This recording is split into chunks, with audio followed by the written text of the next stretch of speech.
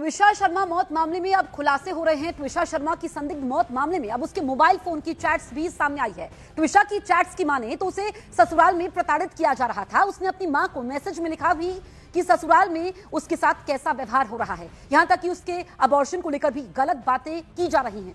ट्विशा की चैट्स के मुताबिक ससुराल वाले उस पर ड्रग्स लेने का भी आरोप लगाते थे। ट्विशा मौत मामले की जांच में उसके मोबाइल फोन से मिले चैट्स अहम माने जा रहे हैं। तो देखिए, हम आपको ये चैट्स भी दिखा रहे हैं और उसने अपनी मां को बताया था कि कैसे उसे परेशान किया जाता है। और 30 अप्रैल को ट्विशा ने कहा था कि मेरा जीवन नरक हो गया है।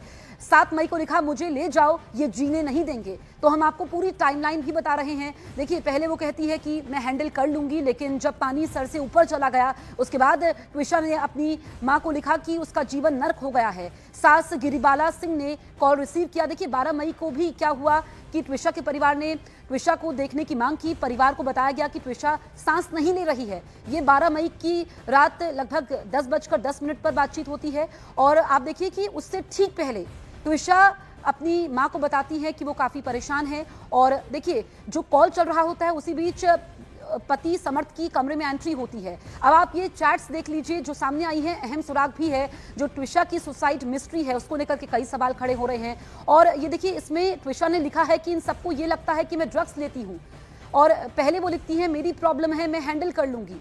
और इन सबको ये लगता है कि मैं ड्रग्स करती हूँ, इसलिए मेरा मूड खराब रहता है। ये ट्विशा लिखती है। तो देखिए कि जो अब चैट्स सामने आ रहे हैं उससे पढ़ते खुलती जा रही हैं, क्योंकि पिछले साल यानी कि दिसंबर 2025 में शादी हुई थी। शादी के 6 महीने के भीतर काफी परेशान ट्विशा रही। उसने अपने माता पिता को बताया था कि कैसे वो परेशान रहती है, कैसे उसे टॉर्चर किया जाता है। और अब जो दोस्त से चैट सामने आई है, मां से चैट सामने आई है, ये अहम सुराग है। आप देखिए कि इससे पहले ट्विशा के पिता ने भी आरोप लगाए थे कि उनकी बेटी को ससुराल में तंग किया जाता था, उसके चरित्र पर गलत आरोप लगाए जाते थे, जिसकी वजह से उनकी बेटी को अबॉर्शन तक करवाना पड़ा था।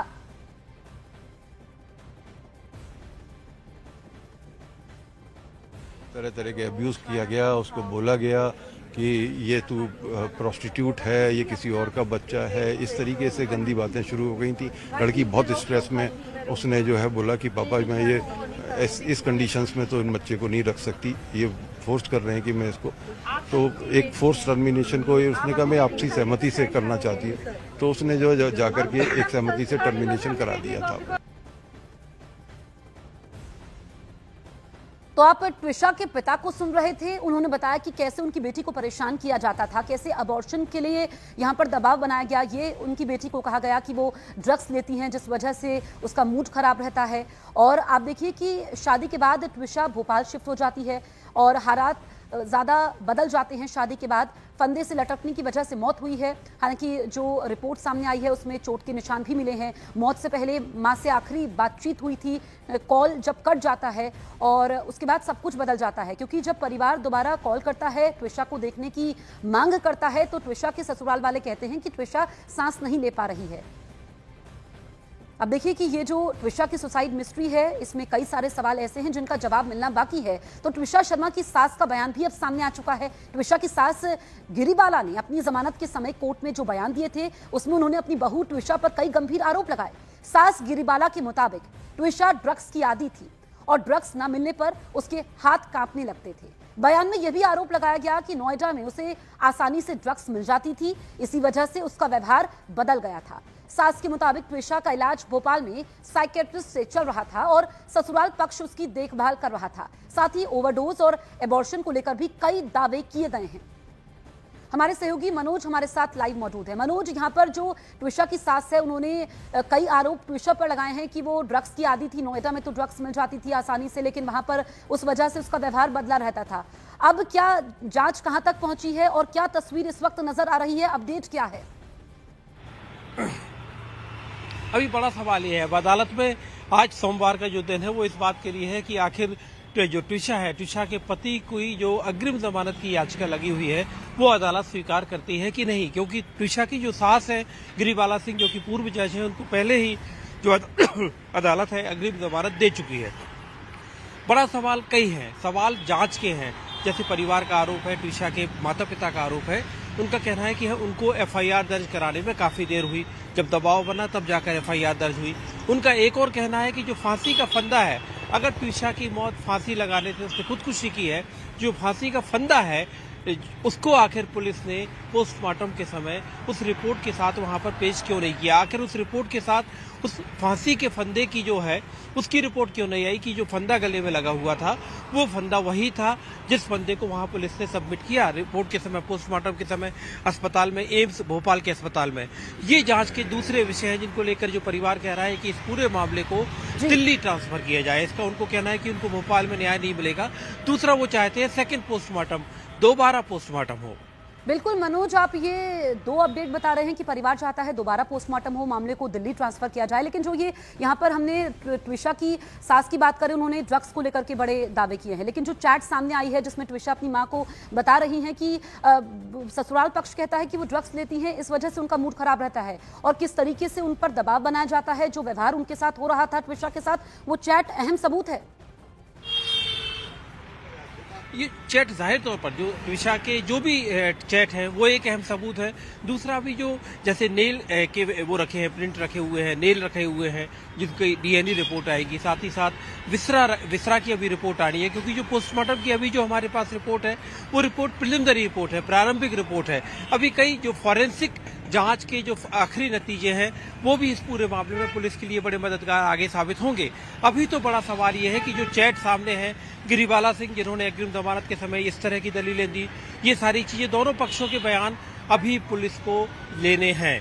गिरिबाला सिंह का बयान लेना है, गिरिबाला सिंह के साथ साथ ट्विशा के पति का बयान लेना है, क्योंकि ट्विशा के पति की आज करीब 6 से 7 दिन हो रहे हैं, अभी तक ट्विशा के पति की गिरफ्तारी नहीं हुई है। भले ही उनकी अग्रिम जमानत की याचिका अदालत में पेंडिंग है, लेकिन उनकी गिरफ्तारी अभी तक पुलिस नहीं कर पाई है। अभी तक ट्विशा के पति का बयान दर्ज पुलिस नहीं कर पाई है। तो जाहिर तौर पर जब सबके बयान होंगे, हमारे साथ लौटेंगे हम आपके पास। देखिए, मॉडल ट्विशा के पोस्टमार्टम में भी बड़ी लापरवाही के आरोप लगे हैं। बताया गया कि पुलिस ने डॉक्टरों को वो फंदा ही नहीं दिया जिससे ट्विशा के सुसाइड करने की बात कही गई। बिना फंदे की ही ट्विशा की पोस्टमार्टम रिपोर्ट भी तैयार कर दी गई। बाद में जब परिवार की तरफ से सवाल उठाए गए तो पुलिस को 6 दिन बाद उस फंदे की याद आई। इस बीच खबर यह है कि परिवार ने दोबारा पोस्टमार्टम की मांग भी की है। तो आप देखिए कि ये पोस्टमार्टम में बड़ी लापरवाही बरती गई है। पुलिस ने डॉक्टरों को वो फंदा ही नहीं दिया जिससे ट्विशा के सुसाइड करने की बात कही गई, और बिना फंदे की ही ट्विशा की पोस्टमार्टम रिपोर्ट भी तैयार कर दी गई। और ये देखिए, ये चैट भी लगातार सामने आ रही हैं, जो खुलासे हो रहे हैं। अब देखिए, यहाँ पर ट्विशा की तरफ से अपनी मां को बताया गया कि इन सबको ये लगता है कि मैं ड्रग्स लेती हूँ, इसीलिए मेरा मूड खराब रहता है, और यहाँ पर मुझे बहुत ज्यादा घुटन हो रही है माँ। ये देखिए, ये ट्विशा ने अपनी मां को अपने दिल का हाल बताया था और ये कहा था कि मैं बहुत यहाँ पर प्रताड़ित महसूस करती हूँ, मेरे साथ बुरा व्यवहार होता है। हमारे सहयोगी मनोज लगातार हमारे साथ बने हुए हैं। मनोज, यहाँ पर कई सारे सवाल खड़े होते हैं जिनका जवाब मिलना बाकी है, लेकिन पोस्टमार्टम में भी बड़ी लापरवाही के आरोप लगे हैं। पुलिस के ऊपर पोस्टमार्टम में लापरवाही के आरोप इसलिए लगे हैं क्योंकि जो फांसी का फंदा है, जाहिर तौर पर जब फांसी की किसी की बात होगी तो पुलिस की रिकवरी की जो पहली सबसे इंपॉर्टेंट चीज है कि फांसी कैसे लगाई। अगर वो कोई नायलॉन की रस्सी है तो उस रस्सी को पुलिस ने पोस्टमार्टम रिपोर्ट के समय डॉक्टरों के सामने रखा या नहीं रखा, क्योंकि डॉक्टरों की टीम तभी तो ये बात बता पाएगी कि जो फांसी का फंदा लगा वो फांसी का फंदा इस नायलॉन की अमुक रस्सी से या जो भी फंदे से लगाया गया। दूसरा, वो सबसे बड़ा एविडेंस इस बात का होता है कि कोई इंसान जिसे जो पहले से मृत था, क्या उसे फांसी से लटका दिया गया या उस इंसान ने खुद ही वो फांसी का फंदा लगाया। ये सारे एविडेंस इस बात से ही साबित होंगे कि वो फांसी का फंदा और साथ ही साथ गले में पड़े हुए निशान, इन दोनों के बीच में मैच किस तरह से होता है, उसमें किस तरह से डॉक्टर अपने आखिरी नतीजे निकालते हैं।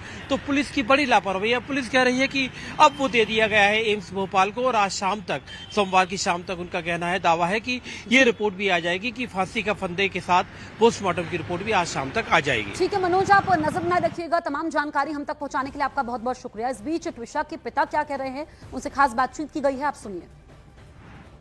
मतलब आप लोग यहाँ सीएम हाउस क्या प्रोटेस्ट कर रहे हैं?